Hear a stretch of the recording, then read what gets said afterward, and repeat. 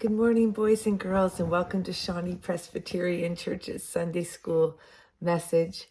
I'm so glad that you have decided to come join me here this day. We are going to be reading two stories about Samuel from our book that we've been reading from the Children of God Storybook Bible. And in this story, God chooses Samuel as a message. It comes from 1 Samuel, verse 3. You see here Samuel. A young boy named Samuel lived with a priest named Eli. That's Eli. Who taught him to love God with all his heart. But Eli's sons were wicked and did not listen to their father or God.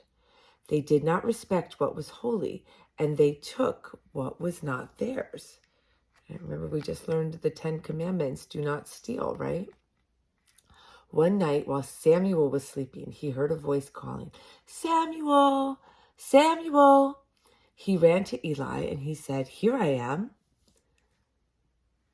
"I didn't call you," said Eli. "Go back to sleep." Samuel lay down, but again he heard someone calling him. He ran to Eli, but was told to go back to bed. "Samuel, Samuel," the voice called for a third time.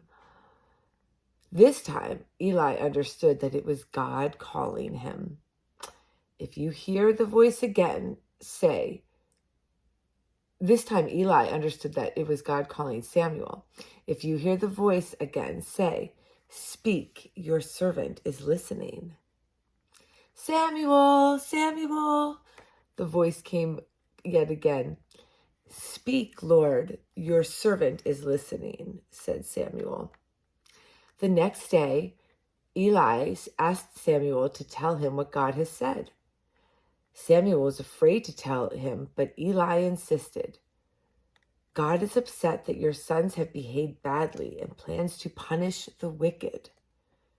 Eli bowed his head and said, "He is the Lord and will do what he knows is right." Dear God, let me hear you when you call.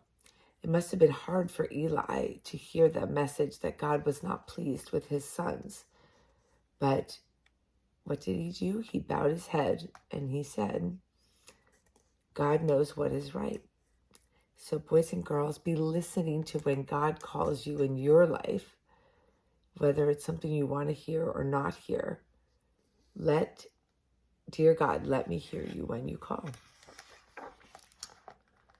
And our second story this morning is God chooses a king for Israel. King David is anointed.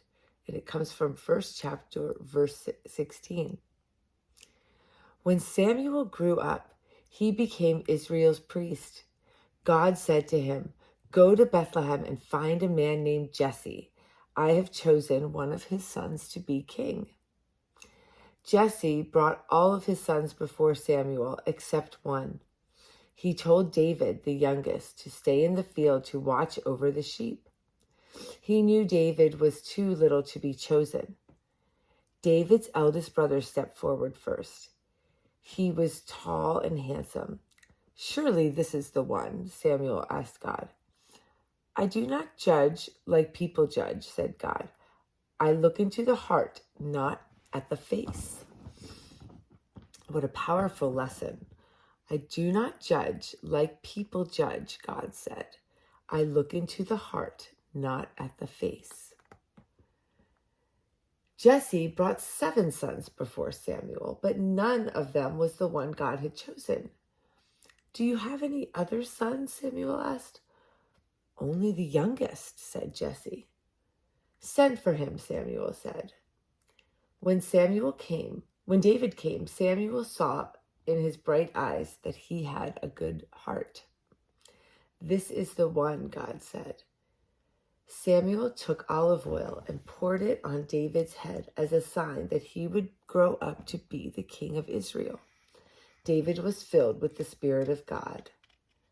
Dear God, help me to have a good and kind heart.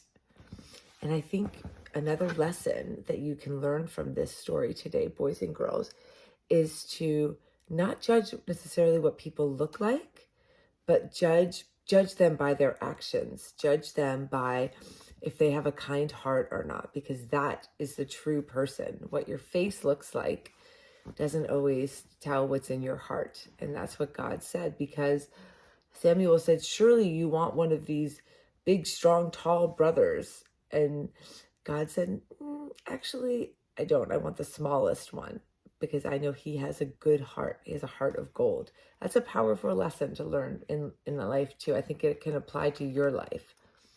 Judge people by their heart and by their actions. So I hope you've had a great time with me this week, boys and girls.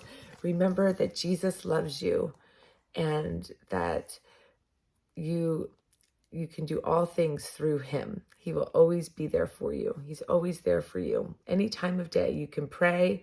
You can pray when you're on your way to school, on the school bus. You can pray at night when you're in your bed. But prayer can happen anywhere, and God is always listening to you. Have a great day, and remember to be kind, be friendly, and be helpful in everything you do. We'll see you next week at the Shawnee Presbyterian Church.